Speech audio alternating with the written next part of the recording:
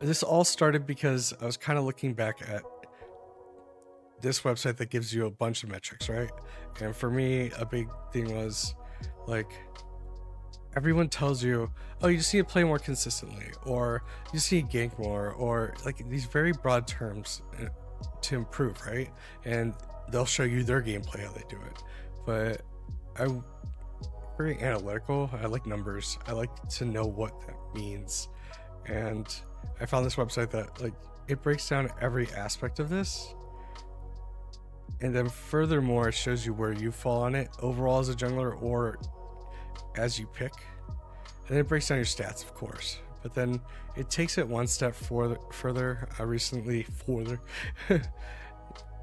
got the app, which is approved by Riot. And the cool thing is it breaks down the metrics even more. And that really helps to be like, okay, I want to improve in this area. What makes up this area? I can dig into that. It also kind of ranks you where your knowledge for each one of these is. But at the end of the day, I don't want to be like lying to myself either. I want to be, because there's got to be a reason high elo players don't mind playing with me. And there's a metric down here that kind of puts it all together. It's the depth one. And the depth one, for some reason, ranks me pretty high. I'm pretty sure it's because no matter what scenario I'm in, my survivability numbers are high. But this is like in depth considering all the numbers. Survivability has 82%. And then places you. So I kind of look at this like a character sheet when you're making a new character in a game. And you get skill attributes, right? And then you put points into it. So right now I'm lopsided. Where's my survivability? I'll just show you guys real quick. Versatility, consistency, survivability breakdown. I am placed higher than challenger. I play way too safe. This is failed ganks. It's just like I'm not ganking. This is where I meant to click survivability. That's another metric within there. But this survivability represents how difficult you are to kill, measuring you take a beating while avoiding death and ganks, using defensive builds and items that impact your toughness as well. So yes, I do like to build a core and then maybe some resistances, so that plays into it. But ultimately I feel like this goes back to where is it? It's on here. It gives you a breakdown of your play style, and it all says late bloomer, right? That I don't have impact on the game until later, and I want to shift that. I want to play less towards survivability or still be fine, but start being more present and having an impact, because that's ultimately it's going to win the game. Is, are you putting damage down? Are you aggressive? Are you fighting? Are you looking for opportunities where objectives are to force a fight to get a lead? And I'll talk about all these metrics, but yeah, there's a lot to it. So one thing that's kind of been plaguing me is that like I plateaued.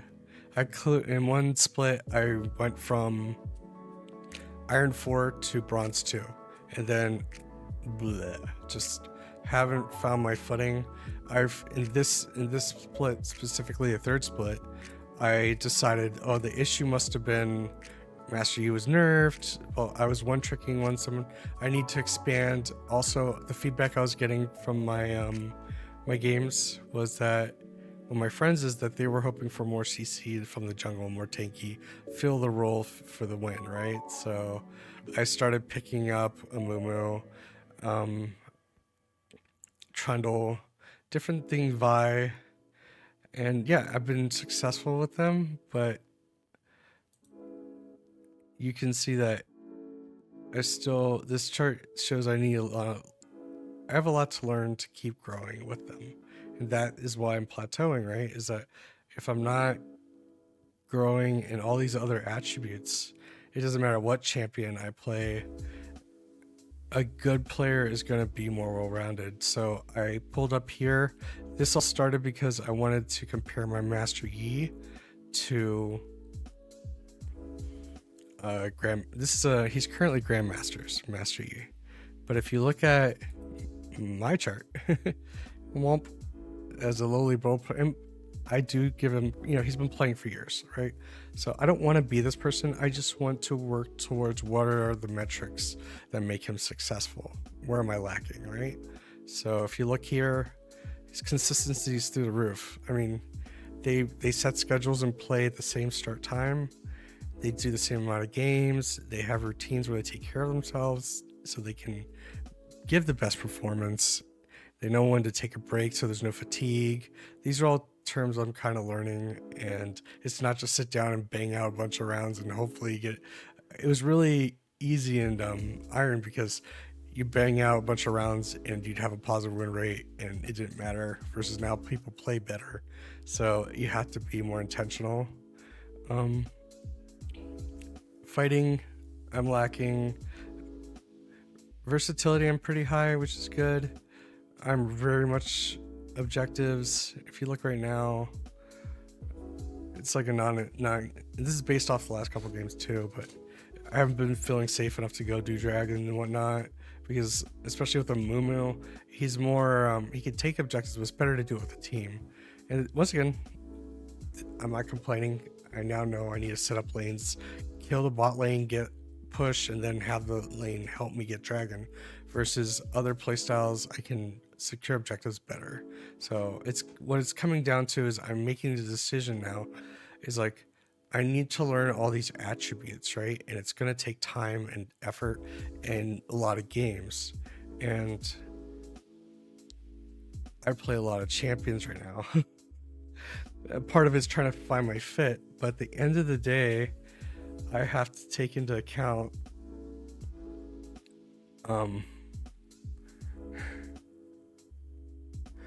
this is so this is the Grandmaster. This dude, and this is what really struck me, besides the fact that he consistently gets 7 CS per minute and has a good win rate, is the amount of LP he has on this one champion. And yes, he's a one trick, but to get to Grandmaster, it's not only climbing and getting every LP. It's like you want to. This is experience on this champion and every matchup and whatnot, win or loss, and he's come out positive and gained the most LP with it.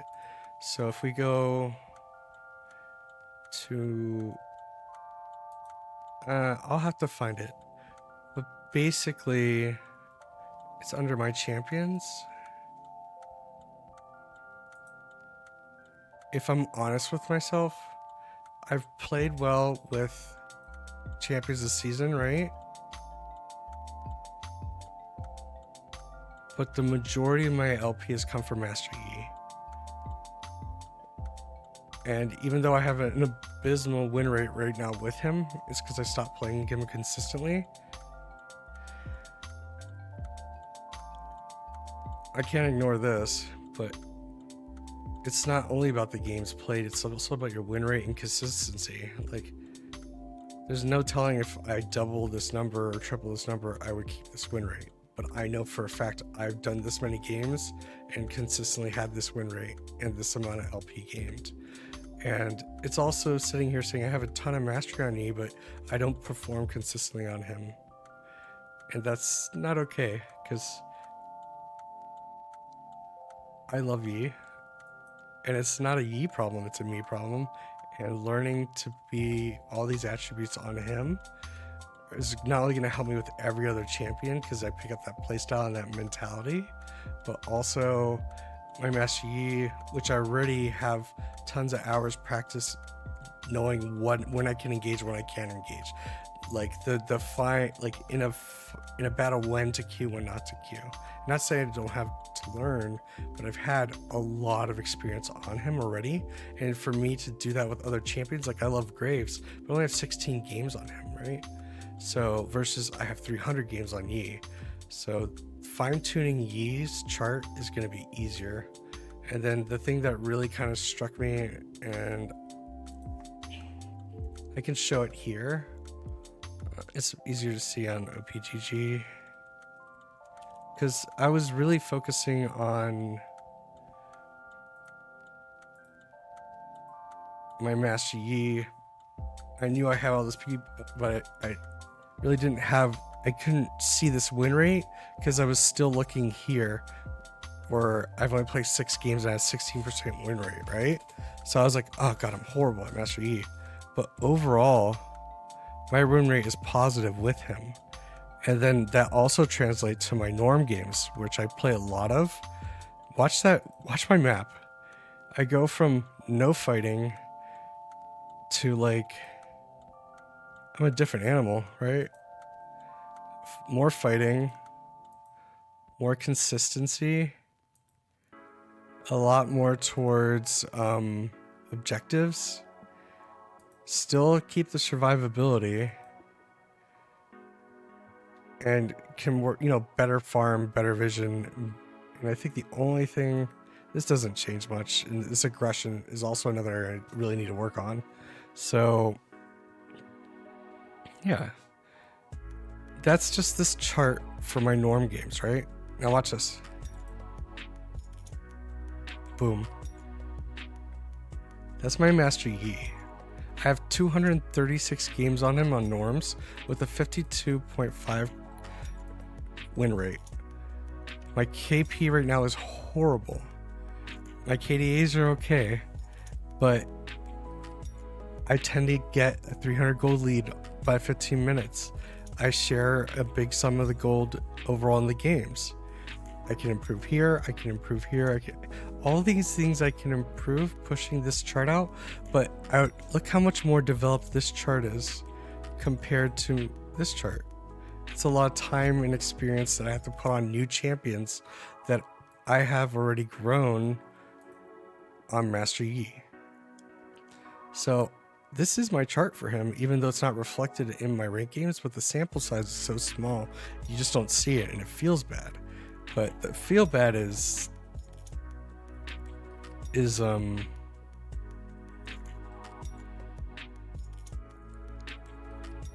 that win rate, right? It's like, oh, I only lose with him, and you can't go at it like this.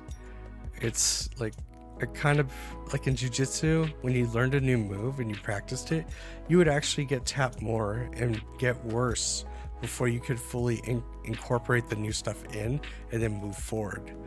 And I think that's where I'm at now, is like, I need to stop worrying about my win rate and what elo I am and focus. And like you saw my 2 games from yesterday, just focusing on those champs to keep up the CS, to work more towards these, really help win games. And the other thing I really like about this is that you saw that late bloomer moniker, right?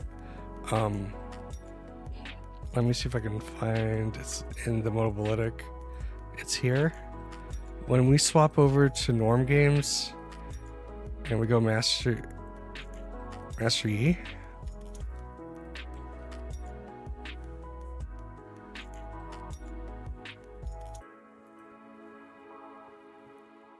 my last 10 games, but more importantly, it's not showing right now. I'm trying to find it. Hold on. It's here.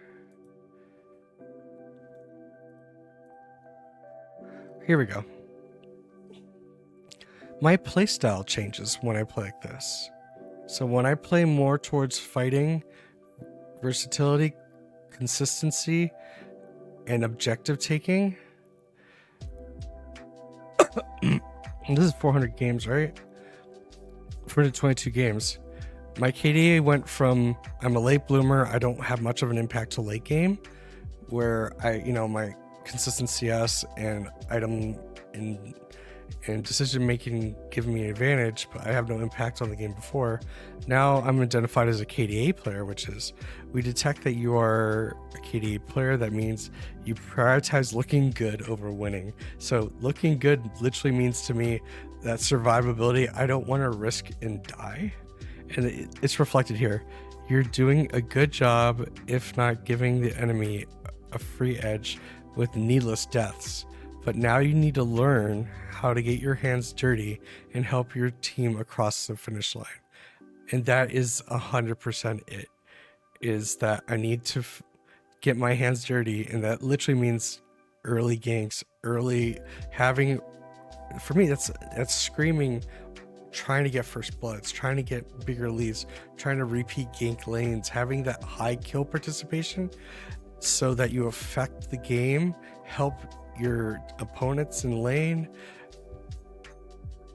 help your teammates, and be there, be present, have that impact, which overall in the long run will help the game end a higher percentage chance of ending positively, right? And this means a lot more to me than what my current playstyle and ranked is, that play safe, late bloomer. Even when I have tried to be aggressive with Mumu, I sit there and get frustrated, and it's not the way to do it. Look at these numbers. Anywho, so this is the last 10 games. We're gonna go look at Master Yi, and what I want to do is kind of we can look at the 10 games or we can look at the 50. I like 10 because it's more recent of the place. We can look at both, but I want to say, okay, I've made the decision that I kind of want to change my overall chart to be closer to their overall charts, because his Master Yi, look at that. He's got a couple games on other, but he's a one trick. His Master Yi's versatility, he can adapt to anything. His consistency, his objectives are even more important. I want to look more like this, or at least work my way towards it. You don't need a perfectly big chart. Whereas I had my other friend up. It doesn't. Here. This is a Masters player, and his chart is big, but you see how the shape's different. At the end of the day, it's it goes into your personal playstyle as well, but I don't feel like, here, let's stop feeling and start talking.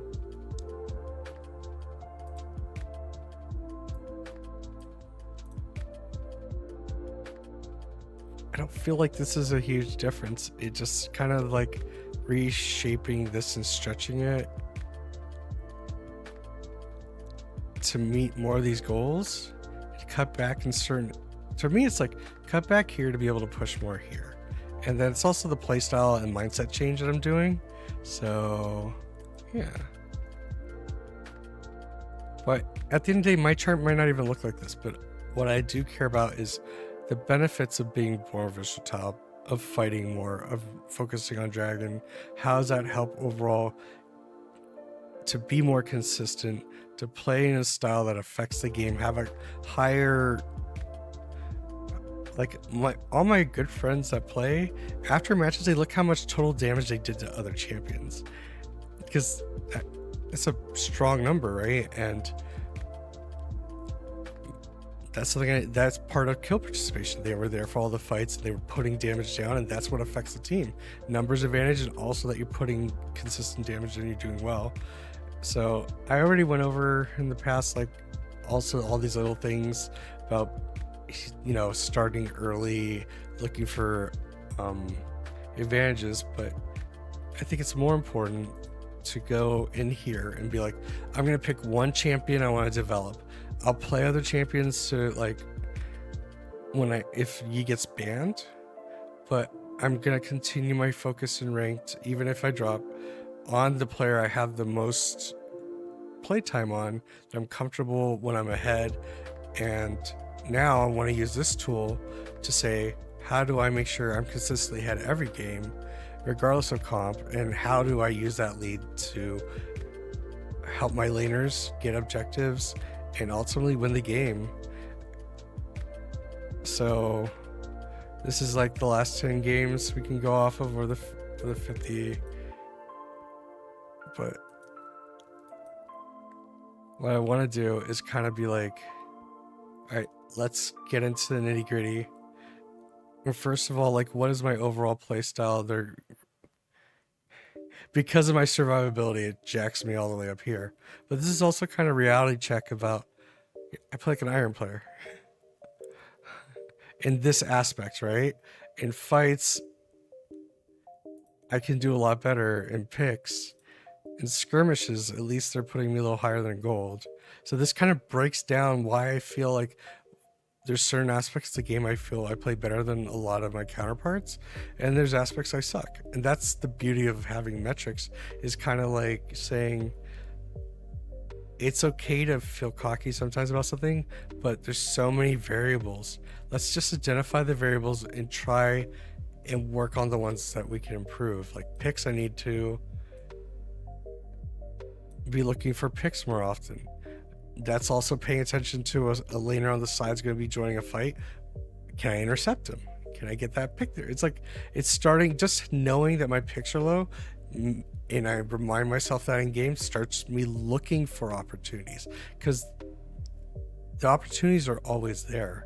If you're not looking for them, you won't be ready for them. So it's one thing to be prepared, it's another to actually just see what's in front of you. So look for picks. Skirmishes, I'm at an okay level. That's defined as what, 2v2s and 2v3s. So this is what helps me a lot with ganks. Duels, I thought that I was higher in this, but it's more the fact that I don't have enough duels. But I could also be more efficient and win more of them. And it's only 10% of my games I end up in a situation where I'm dueling, and that goes back to picks, right? Because a duel is usually can be a 1v1 fight, so it could be my duels will improve the more I look for them, and the more because you gotta also consider, I only have this guy 1v1 for how long before if someone else is gonna respond. That's also going back to jungle tracking. Where's their jungler? How do I have enough time to make this pick work? Is their health bar low enough? And even then, chunking them and then going and not getting the kill but getting out, that affects how the team fight next. They might have to back. That might give us a number advantage for the fight that wins the game. So stuff like that. Team fights, I have a 57% win, but once again, very low team fighting because my participation is really low on him. And then percentage of fights in games, once again, low number. So that's something to look for, and that's what makes it iron. And then your role class.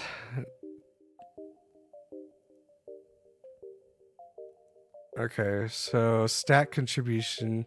This is the one that really gets me, is that I get a lot of, I had a lead. I had not only like I made enough, I had an item lead, right? But I didn't use that stat buff of having completed item and a level lead efficiently. I didn't go straight to a lane and kill and put damage down with it, right? My damage share overall, because my kill participation is low on Master Yi, is 13%, which means I have the potential to do damage, but since I'm not at the fights, I'm not hitting people, overall I'm not contributing, and that's lost damage, and that's allowing them to get wins even from the early game on. So how can I actively look to put my leads and my damage down, even if it doesn't kill? Like, it's an interesting number, fighting, because in my dumb assumptions was that you get into a fight and you kill or you die, but no, you can go into a fight, do damage, and get back out and come back in. That's where this comes into. Participating could be standing in a bush next to a fight and looking if you are going to contribute or not. So that's a big thing I'm doing now, is if something breaks out, I will break off from a camp, go and wait a sec, assess what's going on, see if there's an angle for me, and then it's okay if there isn't an angle, and go. But that's versus like just assuming, oh, they're gonna lose this 2v2. I know it, right? Well, one of them might be low and I might be able to get a pick, right? There's always or I might be able to save someone. The don't play is safe because the benefits outweigh the playing safe, right? Here's where I'm really suffering is aggression breakdown, which is hilarious if you think about Master Yi. Like, he is like the pinnacle of like, he ults and he's running at you and he's gonna sword you to death, right? And my aggression is 14%.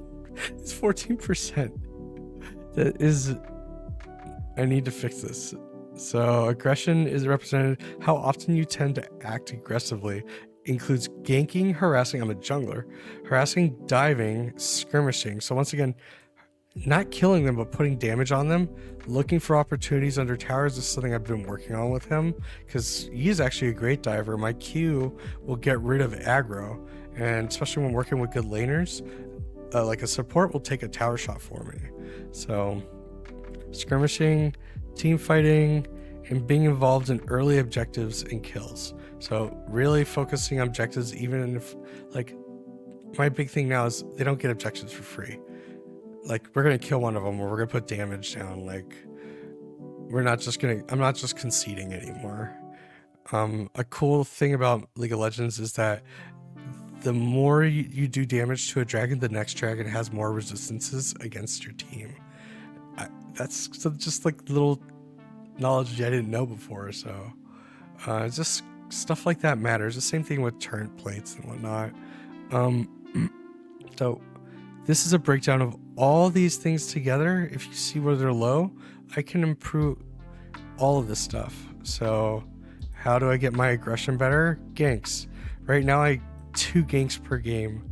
Like, I can't tell you how many times I've seen, congratulations, you outdid your opponent with 3 ganks. I'm like, oh, my kill participation is crap, and I'm not putting damage down on lanes because I'm not actively watching the lanes and looking for, hey, my laner's back with an item and the other one's extended, and if I'm there, we can turn the tide and get a kill or chunk him out, and then he'll lose a wave, he might lose a plate, and that pushes my laner ahead, right?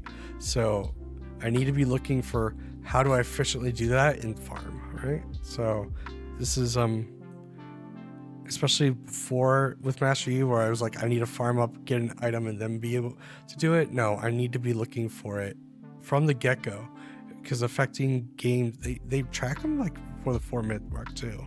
So, and you'll see that League of Graphs really does a good job of showing for each tier, like rank, when people do aggression on your champ. This is initiative. So I tend to be 7 minutes. That's past the first clear. And hitting towers is usually later on in the game. I need to be looking for tower damage early. If we chunk out and they leave, push a wave and get a couple hits on the tower. Every hit counts, right? Let's see, fighting frequencies. So right now I'm Master Yi, which this is huge for me. It's 40%, but there's been 20-30% games. I've had the ones where I'm super fed and have the 60%, but overall my average is really low, and only have like 0.4 kills and assists per minute. I really want to jack this number up, because kills and assists are putting damage down, kill participation, overall helping win the game, right? So you're seeing right here, like, the really no numbers I need to work on are the frequency of fighting, looking for opportunities to get in there. The initiative, like how early, I'm blind right now to all the early possibilities of ganks. So I need to open my eyes and look for them. It's not that I can't do them and they're beyond me. It's like, I'm aware now, I need to look for them more. And I can't tell you how many times now I've kind of incorporated like red straight up top to gank gank someone that doesn't have CC and my top laner has CC. And or like especially when there's a Vayne against a melee top, I will go and chunk out the Vayne. A lot of times it forces them to recall, gives that melee top ally of mine a whole wave of an unharassed farm, which puts them ahead level and money. So, and that's like, as long as I go straight back to clearing and not get invaded or stuff, like in certain games that makes sense, and I need to look more for that. Same thing mid, I need to look for more mid ganks. I don't have a lot of mid ganks, and it's just because I'm not looking for the opportunity and trying. So that's why I said I'm pretty sure I'm going to, in doing this more, I'm going to drop elo because I'm going to be testing, but it's better than my assumptions now that it's just not gankable, right? No, I need to test those assumptions in the hopes for growth and be categoric about it. I'm going to be like, okay, against a rise mid against our thing, what are the things we need in place to make the gank successful? Are they meeting that? And can I go do it real quick? Team fight frequency. This just goes back to like the low kill participation. Fight frequencies looks like your kill participation, but the numbers of kill and assist assure or sufficient numbers for fighting. Yeah, so working on that KP and making sure I have valuable input in those scenarios. Am I putting damage down? Am I getting kills? Am I getting assists? I might be able to kill someone, but I will chunk them and someone else might be able to finish them. Or they might leave and then that leaves their other people vulnerable. Lane snowballing looks like experience diff at 15 minutes.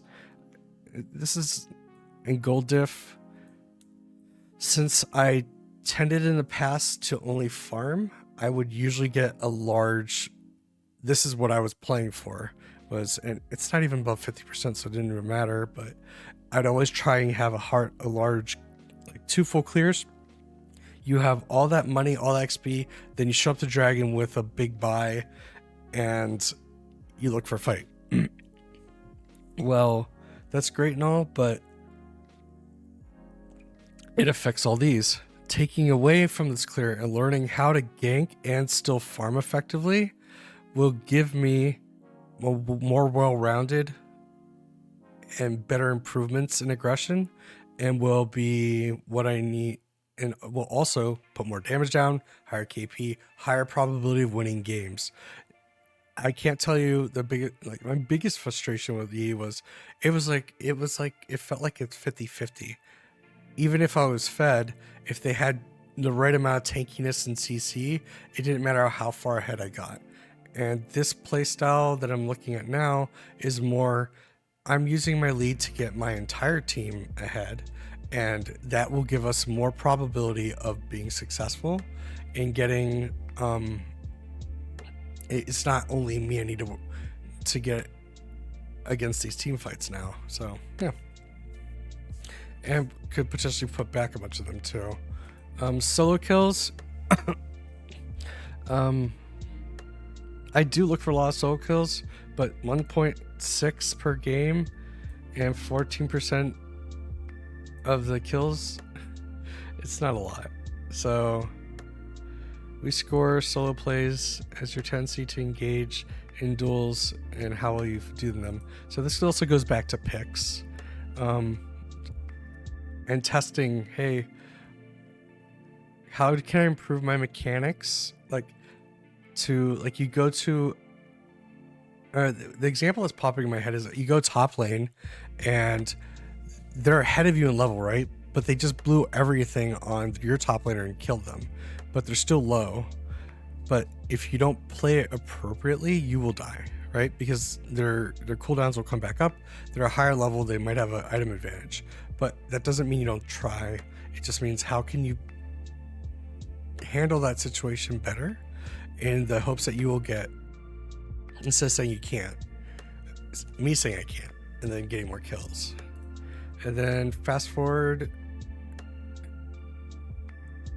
I'm sorry, forward kills risk.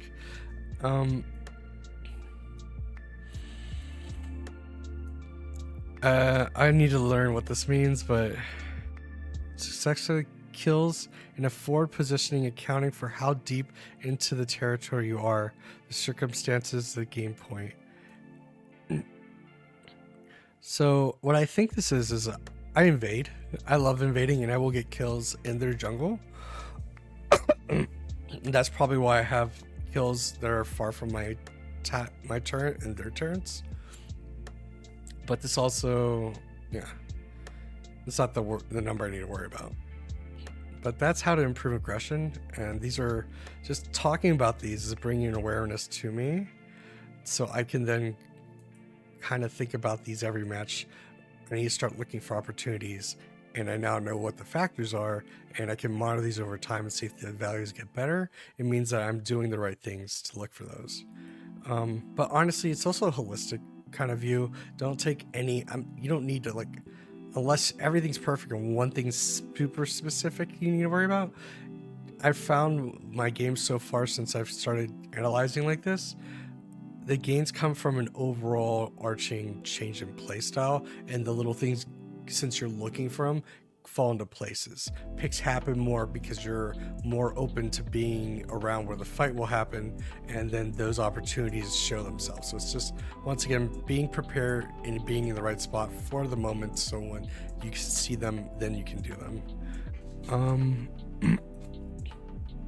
I really don't need to go survivability, but we will, because apparently I'm more survivable than a challenger player, which is just, I do understand that this is good numbers because it takes into account beyond laning phase where I just, sit in the jungle and farm. It also takes into account my team fights in all my games and whatnot. But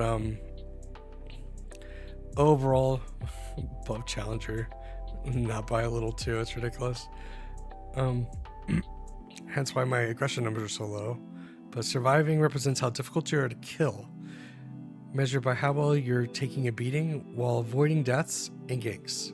Using defensive builds, items impacted. So death risk, deaths in ally turret range.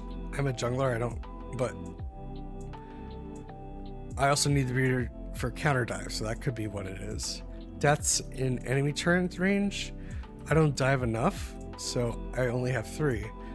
Now when I improve aggression, that will affect survivability. I might in the beginning, and there's always a chance in a gank to die under tower, and this number will go up, right? But then aggression, damage done, kill participation, all those numbers go up. It goes back into taking stats from one and putting in the other. But it's good to see. I wish I was ham. I wish I was aggressive, trying to kill and constantly inting, because then I would know what's too much and scale it back to be more survivable. But my playstyle has been be super survivable and slowly kind of push outwards towards aggression. And I'm at a point now where I just be like, no, I know what this is. I need to pull back, measured. I like the word cautious. Here it is, and I mentioned this in one of my last streams, was it wasn't for me, it was for the Grandmaster player. I like the term because it made me think.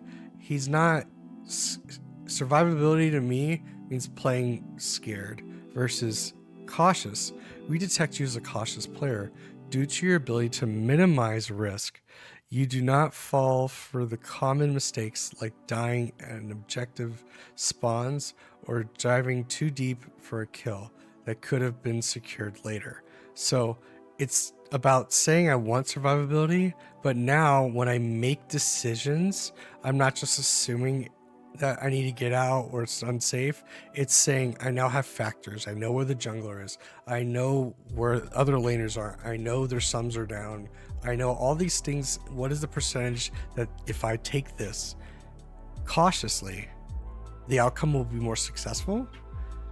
I like that much better than what playstyle is currently. So it's just little things like that you shift in your mindset.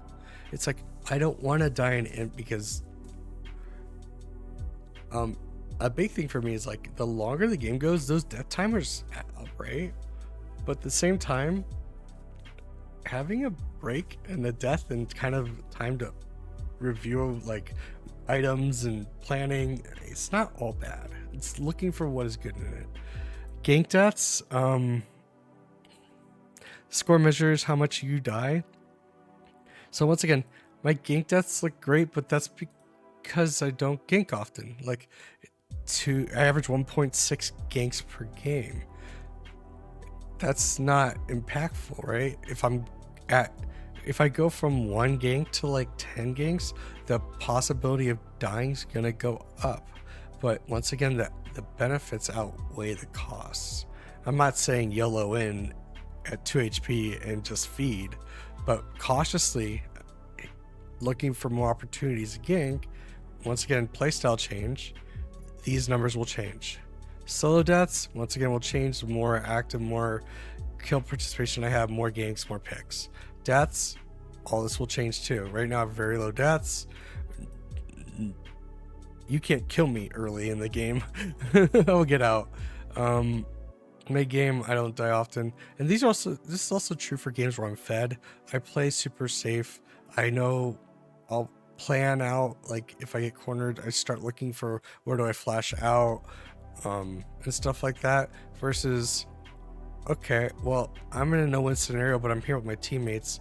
I'm just gonna put as much damage down before I go on this ADC. So overall, I'm playing for the team versus playing for me. And that's gonna be a shift. It's like, you know what? I get out, yeah, and then I could go protect. But what if I put some more damage on the ADC? And that would be what we need to overall win the team fight. Yeah, we might take losses, but if we overall win and get an objective because I made that decision better, it'll have an impact. Deaths in team fights, the same thing. I have it low, but once again, I don't have a lot of team, like my kill participation is so low. That's why these numbers look so good. And then ganks failed, one gank out of like how many?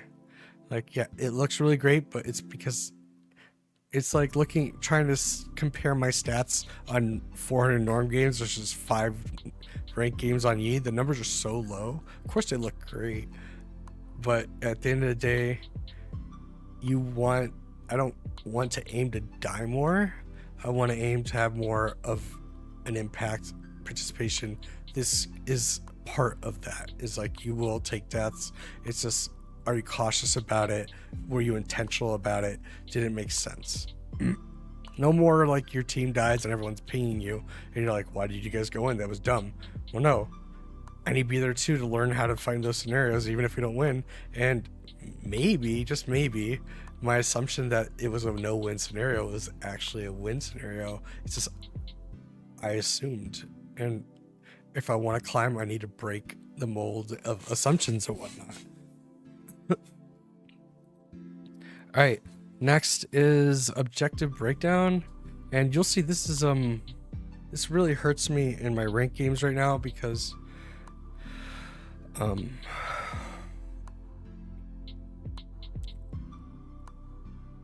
Master Yi is special in the case that, like, there are very how do I word this?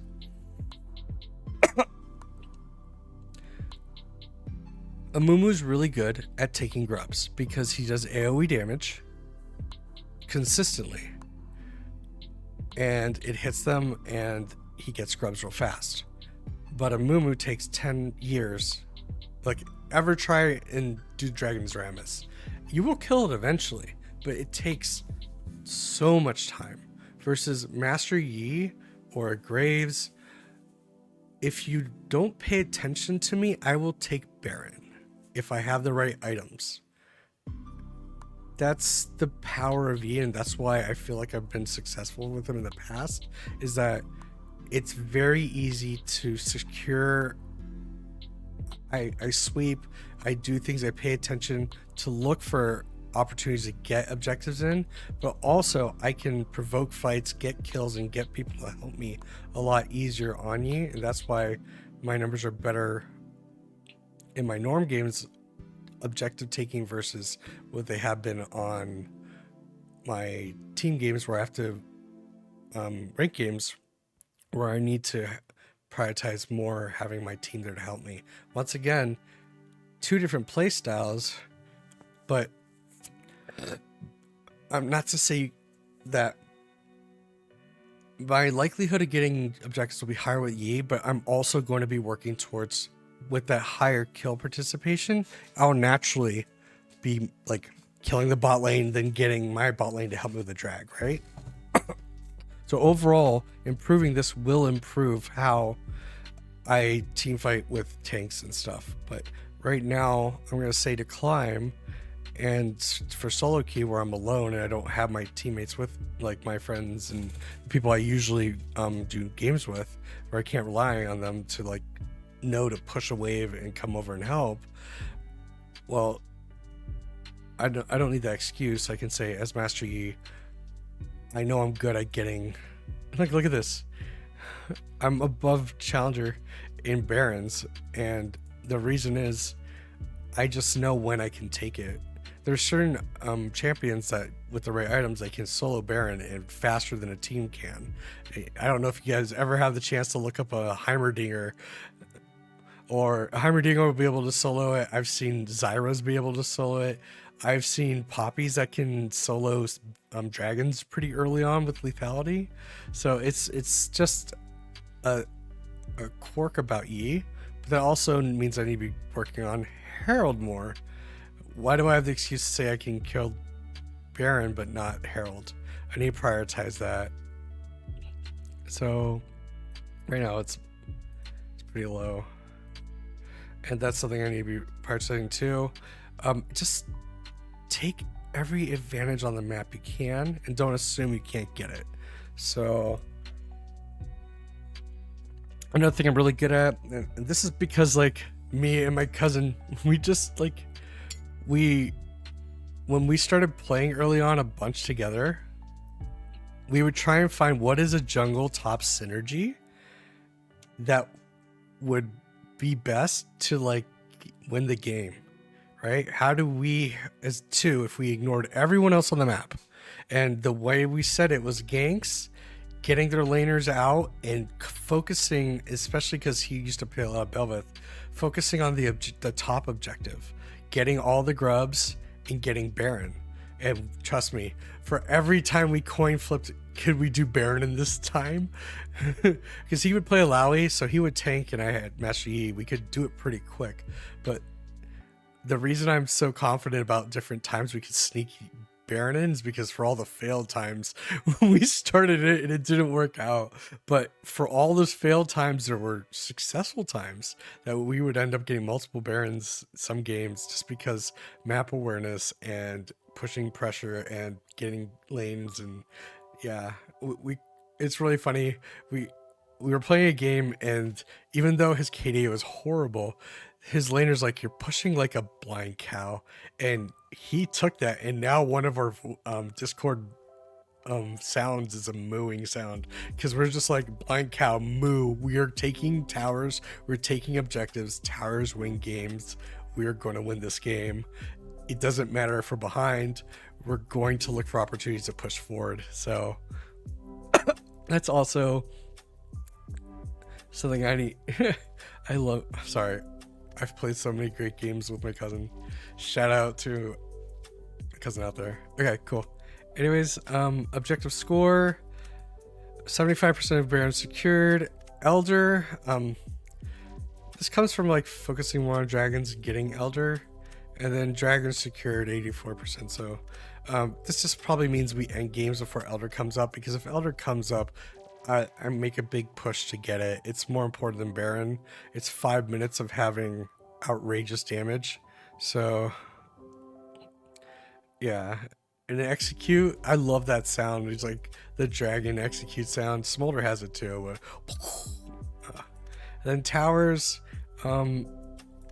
18, almost 20% of the tower damage usually goes to me on Master Yi, and tower participation is at 24%. I can make this number better, but that goes back to the move mentality, always looking to how do we get another tower and objective down. I can't tell you how many games recently I've had on ranked where we'll wipe the other team, and then people want to reset and we don't get a tower. So it's like, yeah, we wiped them, but we didn't move forward on the map.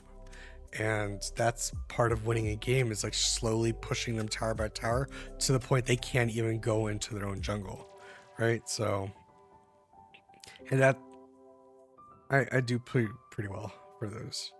All right, here's where we already went through aggressive. What am I missing? Farming. I'm surprised this is the way it is.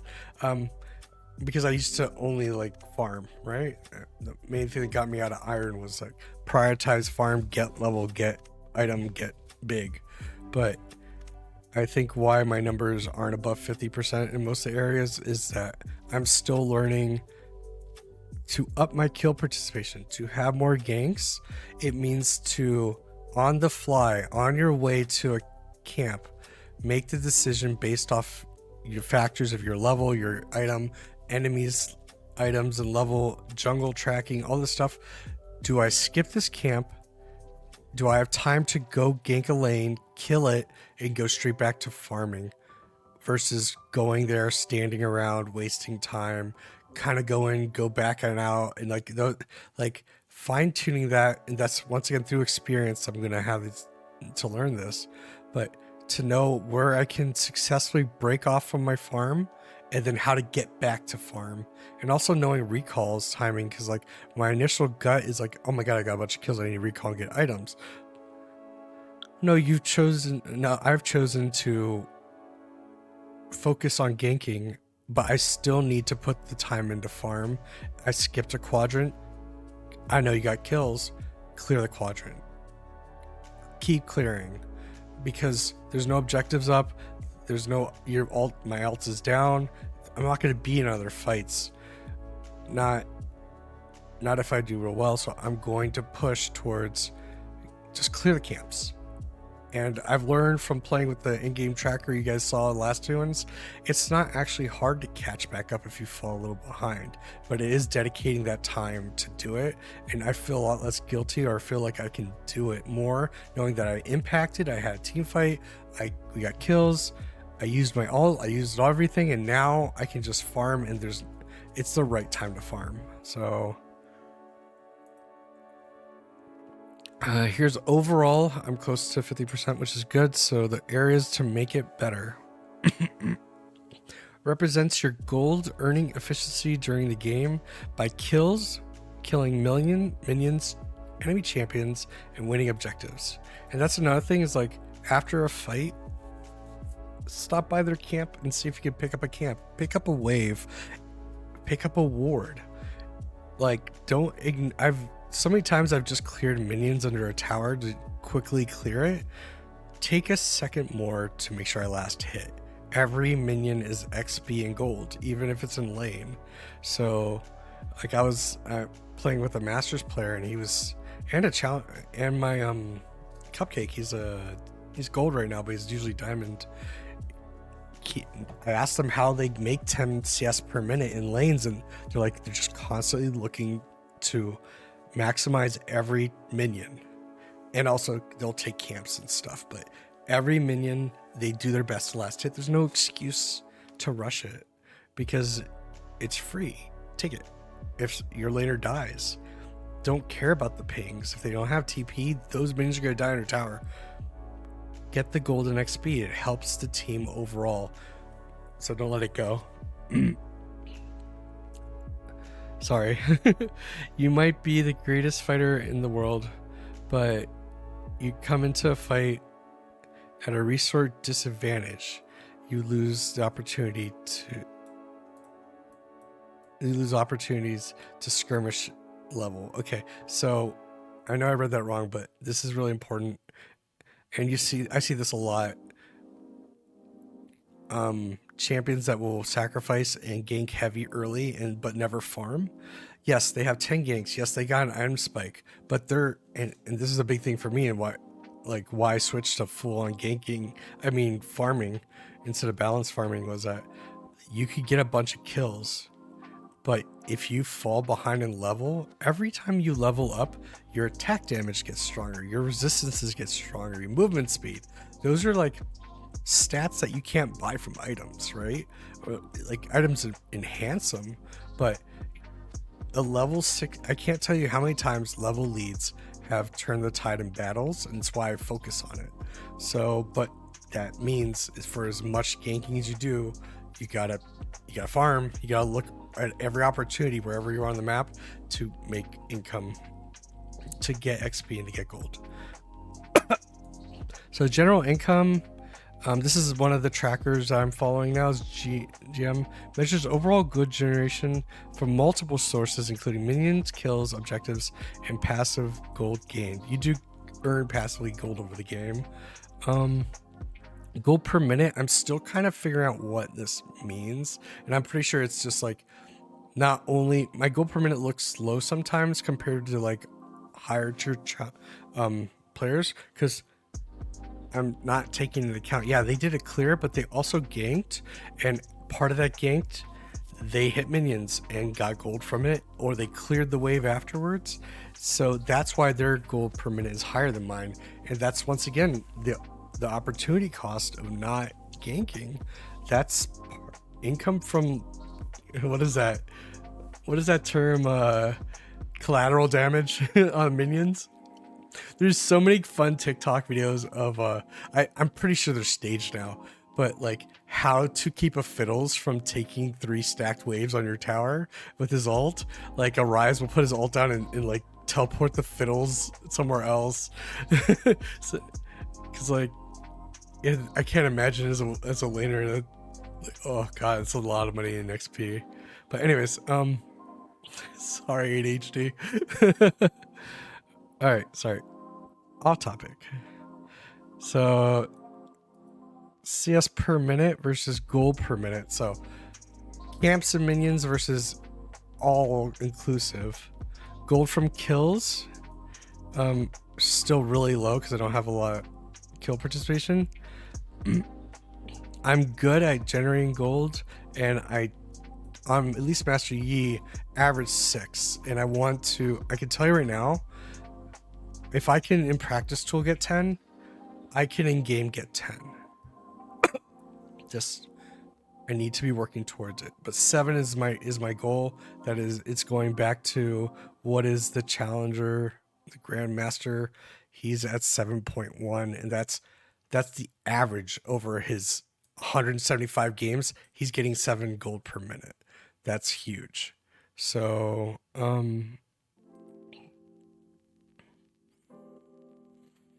gold from kills, I have it super low, but I don't get a lot of kills unless I'm fed, and more I participate, more opportunities to get kills, more gold from kills.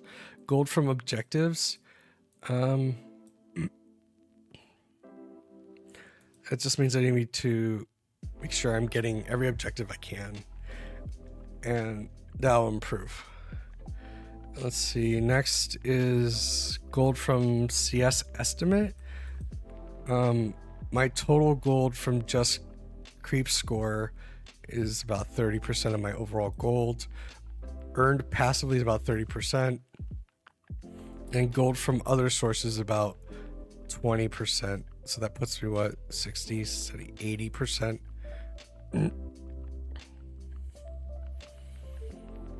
So, and I think this number goes up the more we gank, 100%.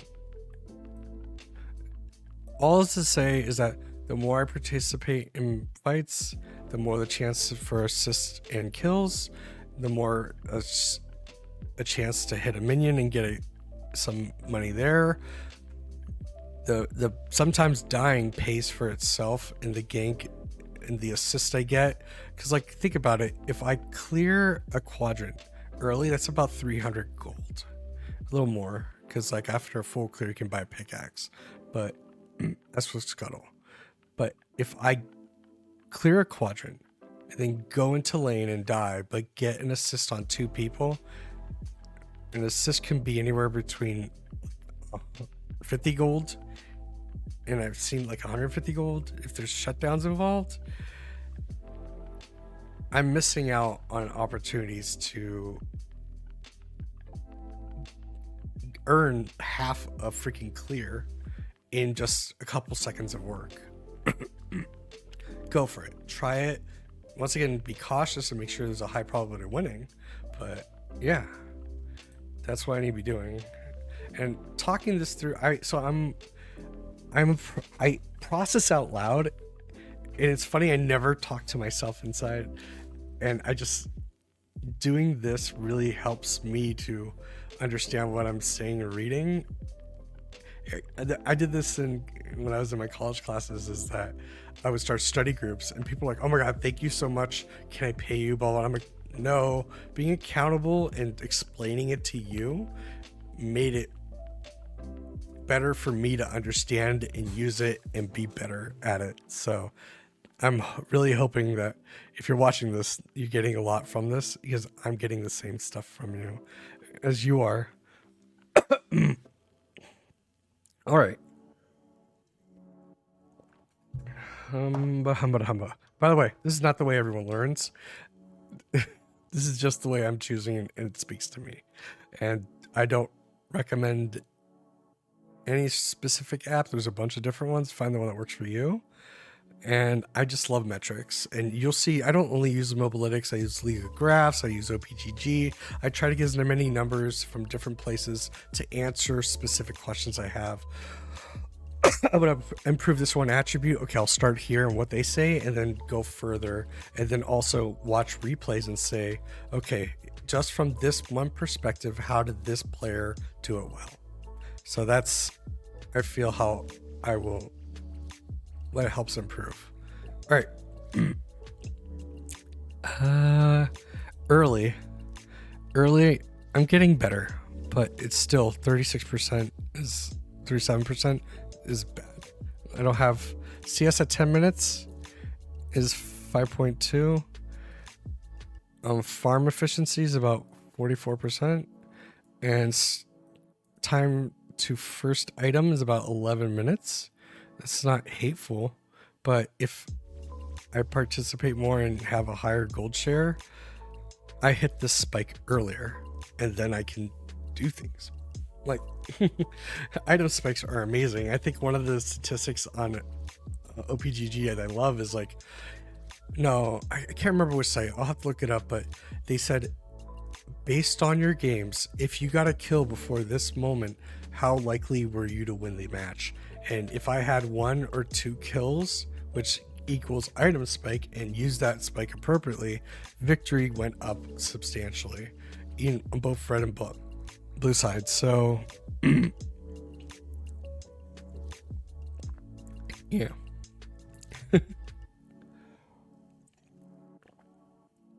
This is another metric that, like, it gets me, because you can see as the game goes longer, I tend to like CS well. It's early. Figuring out how to gank in CS and balance has got me. These numbers will improve.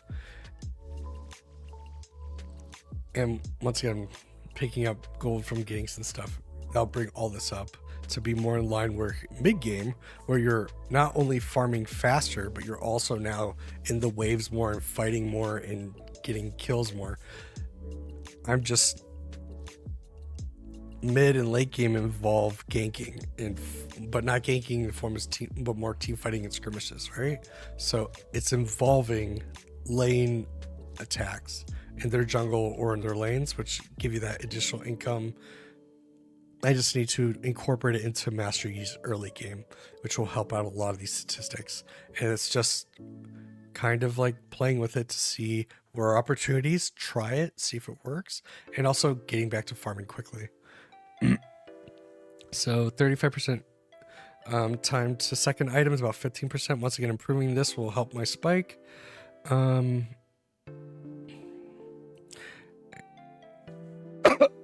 having the tracker helps kind of keep you on track, to be like, oh, are you planning your route to stop by a camp? Can you make that happen? just be conscientious of it. Late game, I tend to have good CS numbers. Mid and late, you can see they're over 50%.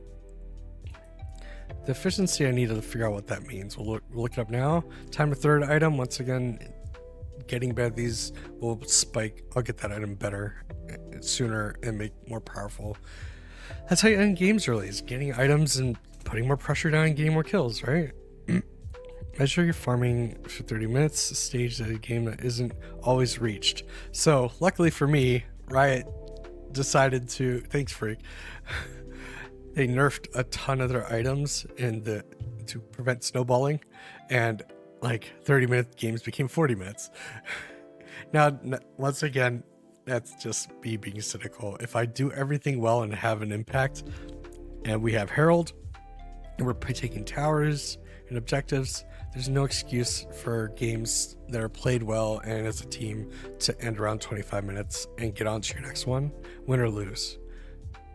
And then CS efficiency, this is the metric I was interested in, is measure your ability to secure CS when you are actually farming lane or jungle, i.e. not dead or in base. For reference, max CS per minute is around 12.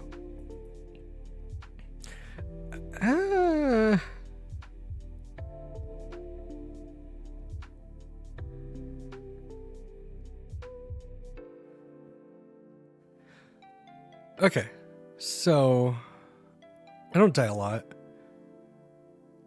but if you don't, like, a big thing someone told me to help me was like, by the time you're in base, you need to click where you're going and be able to quickly get in the store and grab the item and change your ward or whatever. You pick up a ward and change your, like, you know, to vision trigger, all without stopping, right? So, and you'll see that in my games. I recall, I already have the thing open. I click 5 for my store. I walk out. I click 5 again, go in the store, boom, boom, right click the items, buy them, close them, and get out. And that goes back to every moment, every second in the game matters, because you can be walking towards your next objective, walking towards an opportunity gank, walking towards your neck. That'll help you clear one camp faster to then move on to the next one, to then make yourself more available. And honestly, like, if I'm already thinking before I hit, you have 8 seconds on a recall, right? If I'm already using that time to think, I hit tab, see what I want to buy, and make those choices with the gold I have, if I already have a plan. It's just, that's like one example of using the time efficiently to then, like, after a play, the adrenaline's going, be like, okay, I've now trained myself, I got 2 kills, straight back to farm, right? I don't have that in place right now. And so being aware of it, I'll be looking for camps on their side, camps on my side, scuttle, a wave, whatever opportunity for gold is there. But once again, mine's pretty high. It will only improve this, which I appreciate. They also have these cool little, like, challenges that if you meet them, you get like a badge. I don't know if you get a badge or something. It's nice to gamify it. It's good to see that, at least in this realm, like, mid-game, I take this a grain of salt, but I play like a, whatever this is, what, diamond. So there's aspects of my farming that are really good. Late game, I'm above a challenger because most challengers don't make it past the 30-minute mark. Their games are over, so.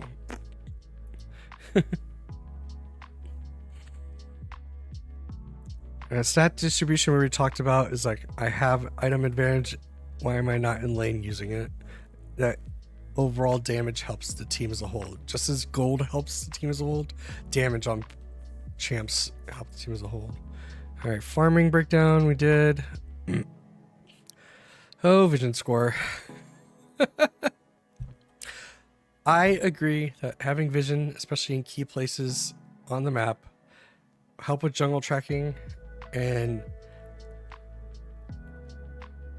vision is huge, especially like mid to late game. If you have forward vision, you can catch people, look for picks. So I see the value in having it. The thing for me is that, and this will be a lot easier when I get more kills and have better economy, having that 75 purchase almost every time you back for a pink ward. And once again, this gets better the higher elo you get, because then your teammates are also putting their free trinkets down. So it's like, it's a double-edged sword for me. It's like, in an ideal game, the support's putting enough, everyone's I'm sweeping, we're working as a team for vision, versus saying I'm going to be 100% responsible to have pink wards in key locations every time. I still I'm learning, so I'm playing with this. You see my efficiency is really high, where I like the placement of it, but anyways, let's go through the whole thing so I can define it.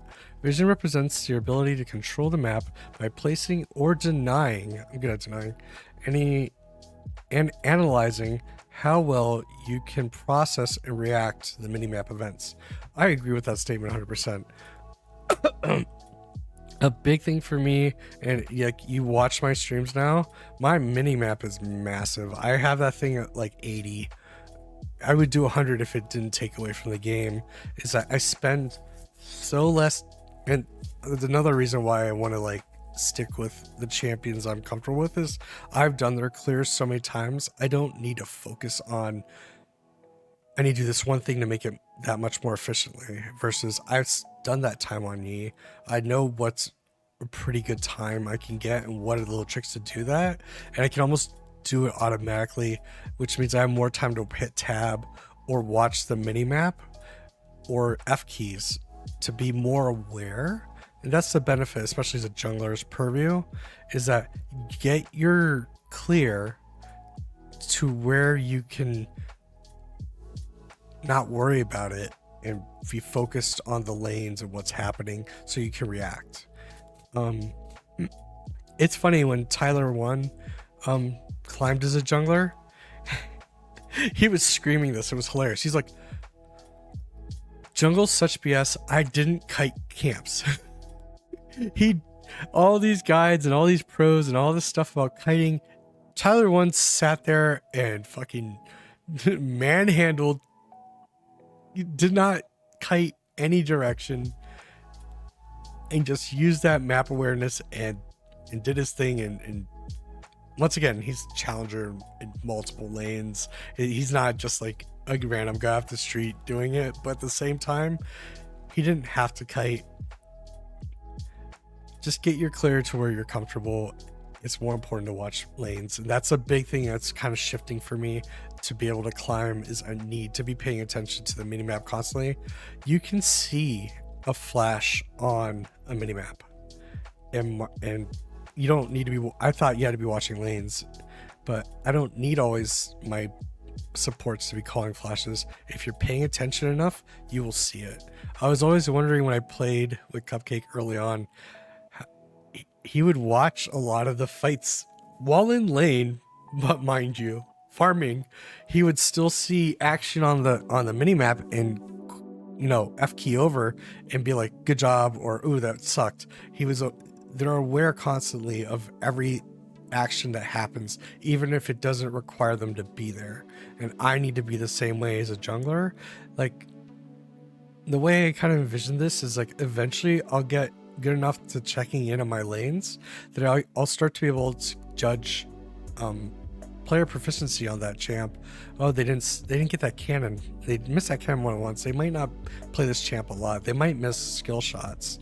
Stuff like that. It's like, there's so much valuable information, but you can't access it until you have the fundamentals and basics down of jungle. I think that's also why I love Amumu, is like, you can sit there and just hit E every once in a while and watch lanes the full time and then just move on to your next camp. Warwick's the same way. Yeah. Let's see. So, sorry, you got off topic again. So ADHD.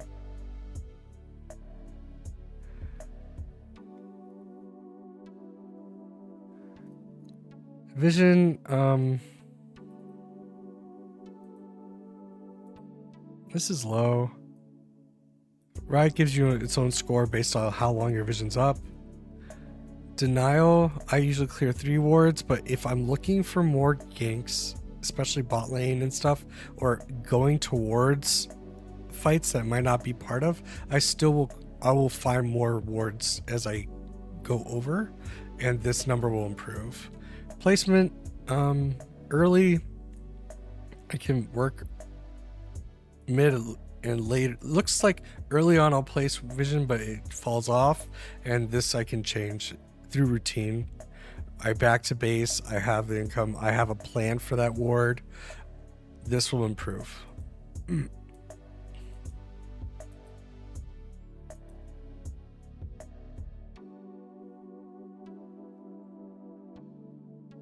Last is versatility.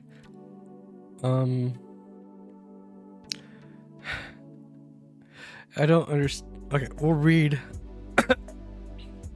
and then you'll understand why this is not a true measure, because it takes into account my survivability. Anyways, so versatility is your ability to play well in whatever circumstances you're thrown your way. You can react, adapt, and adjust your playstyle. Is your playstyle rigid or unpredictable? And you see, the reason I love League so much is that it doesn't matter if you have the same champs every time. There are humans behind it with different, even I don't play Yi the same way every game. There's so many variables.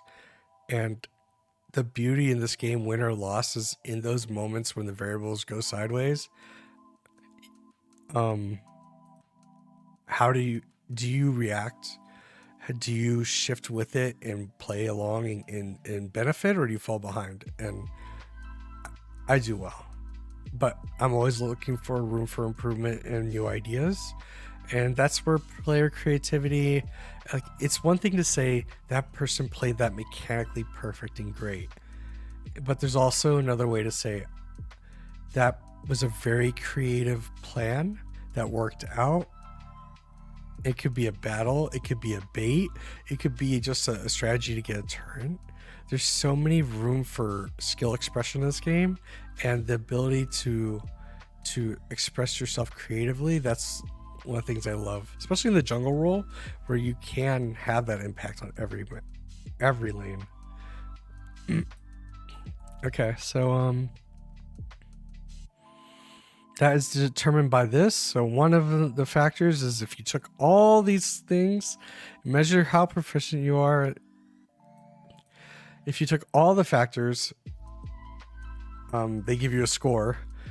I'm above challenger, but remember, it's because my survivability is off the charts because I play too safe. If you cut back on survivability, I feel like that's why I'm not too worried about this being here, because adjusting my survival gameplay will make me more efficient and climbing, and I'll finally, like, this taking points for here I'll eventually meet up for where it is and grow. So fighting, they gave me a 0 score. What?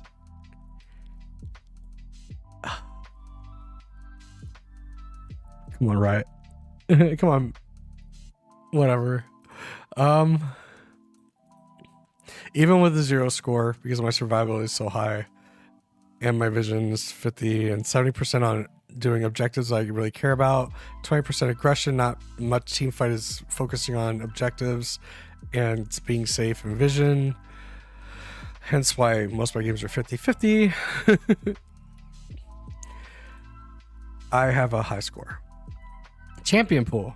I play one champ because I picked Yi. So 1 of 1, it's not gonna be high. Ultimately, I want to get to 3 junglers, and like I'm still kind of playing with that in my head, what that looks like, because you're gonna get bans, or you're not gonna synergize with a comp, and plus it's nice to have CC sometime. It's nice to be tanky or have AP damage. That's kind of like what's gonna come down to my champ pool. That will improve this. And then next is steadiness. Measure of your ability to play well. So just kind of overview of CSing, warding, not dying, etc.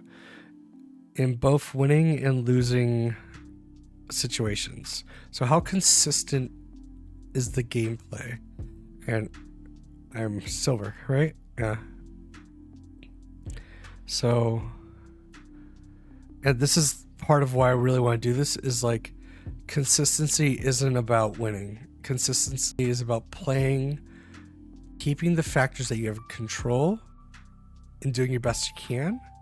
And that way you have more opportunities to win and more things become. I don't know if you guys saw, it was like less than 2 months ago. They're on my friends. So this is a where are they?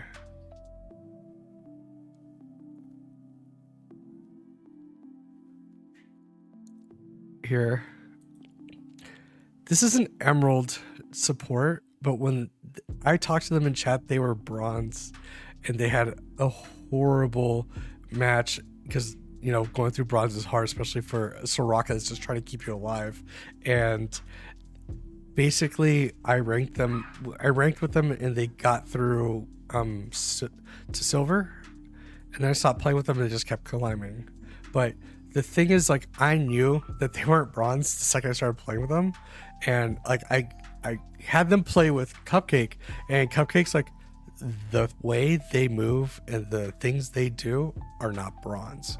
It's the habits you create that you're gonna replicate in every game are the good ones that eventually will show, and no one will have a doubt you're gonna climb, right?